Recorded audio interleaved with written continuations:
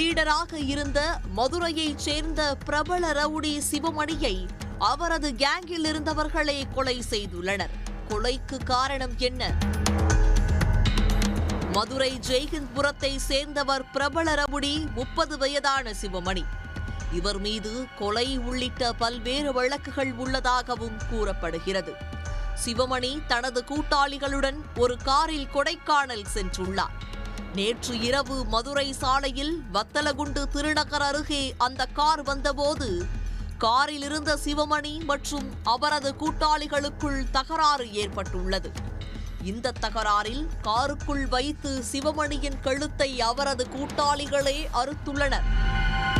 இரத்த வெள்ளத்தில் துடிதுடித்துக் கொண்டிருந்த சிவமணியை சாலையோரம் இருந்த குடியிருப்பு பகுதிக்குள் தூக்கி சென்று தலையில் கல்லை போட்டு கொலை செய்துவிட்டு தப்பியோடினர்.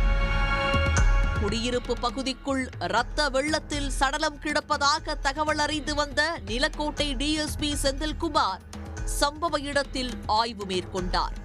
இதனையடுத்து போலீசார் சிவமணி உடலை கைப்பற்றி உடற்கூராய்விற்காக திண்டுக்கல் அரசு மருத்துவக் கல்லூரி மருத்துவமனைக்கு அனுப்பி வைத்தனர்.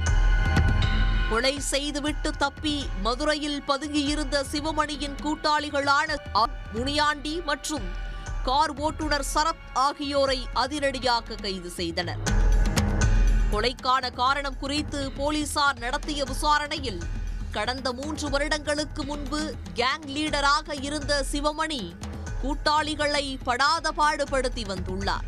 சந்தர்ப்பத்திற்காக காத்திருந்த கூட்டாளிகள் நேரம் பார்த்து சிவமணியை கொலை செய்தது போலீசார் நடத்திய முதற்கட்ட விசாரணையில் தெரிய வந்துள்ளது. கொலைக்கு வேறு ஏதும் காரணம் உள்ளதா?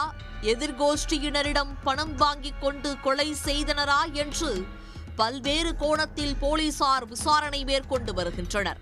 வத்தலகுண்டில் மதுரை ரவுடி கொலை செய்யப்பட்ட சம்பவம் பெரும் பரபரப்பை ஏற்படுத்தியுள்ளது.